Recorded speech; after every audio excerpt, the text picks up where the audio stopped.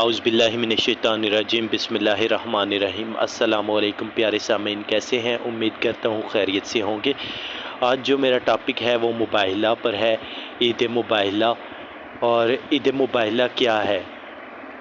یہ میں قرآن و حدیث سے پڑھ رہا ہوں کہ مباہلہ کا مطلب سب سے پہلے میں آپ کو بتاتا چلوں۔ رسول پاک صلی اللہ علیہ وآلہ وسلم نے نجران کے عیسائیوں کو خط لکھ کر اسلام قبول کرنے کی دعوت دی۔ نجران مکہ کے جنوب مشرق میں 910 کلومیٹر دور ایک شہر ہے۔ نجران کا ایک وفد تحقیق کرنے مدینہ پہنچا۔ کئی دن تک مذاکرات اور بحثیں ہوئیں، مگر ان کے تعصب نے انہیں حق قبول کرنے سے باز رکھا۔ وحی نازل ہوئی اور پیغمبر کو حکم ملا کہ ان لوگوں کو مباہلہ کے لیے بلائیں، یعنی دونوں گروہ صحرا میں جائیں اور ایک وقت معین پر خدا کی بارگاہ میں دعا کریں اور جھوٹے پر لعنت بھیجیں۔ یہ الفاظ ہیں تاریخ اسلام پیغمبر کی زندگی کے۔ اب اگر ہم دیکھیں کہ مباہلہ کے متعلق قرآنی آیت، تو سورہ آل عمران کی آیت نمبر 61 کو مفسرین آیت مباہلہ کہتے ہیں، کیونکہ اس میں مباہلہ کا ذکر آیا ہے۔ آیت کا ترجمہ ہے، پھر اے حبیب، تمہارے پاس علم آ جانے کے بعد جو تم سے عیسیٰ کے بارے میں جھگڑا کریں تو تم ان سے فرما دو، آؤ ہم اپنے بیٹوں کو اور تمہارے بیٹوں کو اور اپنی عورتوں کو اور تمہاری عورتوں کو اور اپنی جانوں کو اور تمہاری جانوں کو مقابلے میں بلا لیتے ہیں، پھر مباہلہ کرتے ہیں اور جھوٹوں پر اللہ کی لعنت ڈالتے ہیں۔ یہ سورہ آل عمران آیت نمبر 61 کے الفاظ ہیں، اور یہ ترجمہ لیا گیا ہے کنزہ العرفان مفتی محمد قاسم سے۔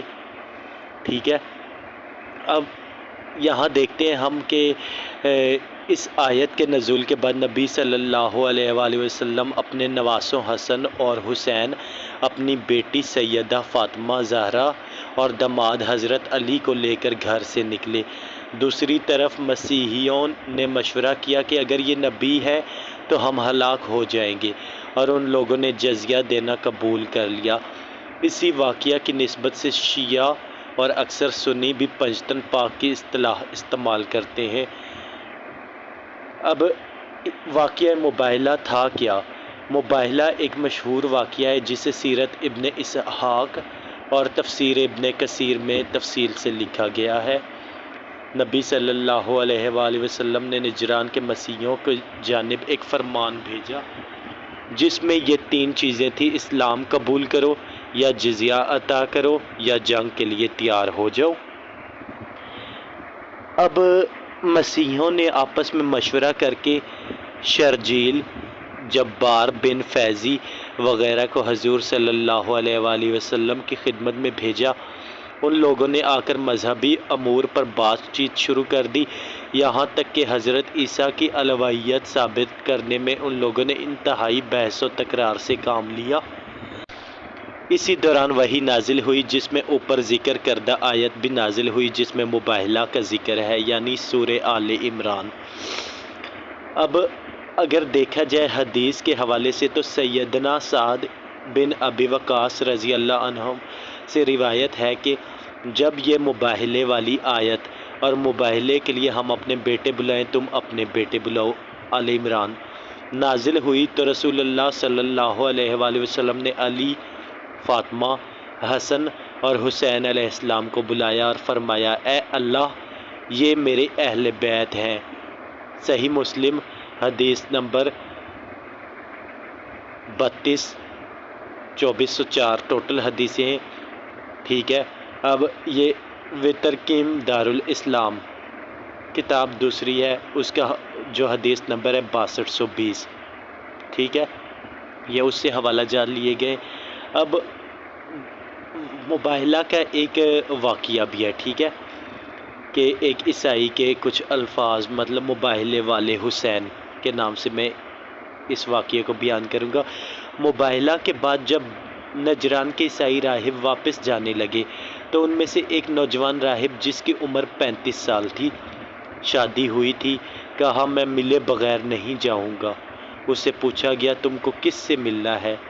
رسول کو تو تم دیکھ چکے؟ کہا نہیں، جو مباحلے میں سب سے آگے بچہ بیٹھا تھا، ہم ایک بار اس کو دیکھ، جس کا نام حسین ہے۔ کہا تم کہتے ہو تو چلو۔ حسین مسجد نبوی میں رسول کی گود میں کھڑے تھے، پیر زانوں پر تھے، ایک ہاتھ رسول کی گردن پر تھا، دوسرے ہاتھ سے ریش مبارک پر ننھے ننھے ہاتھ پھیر رہے تھے۔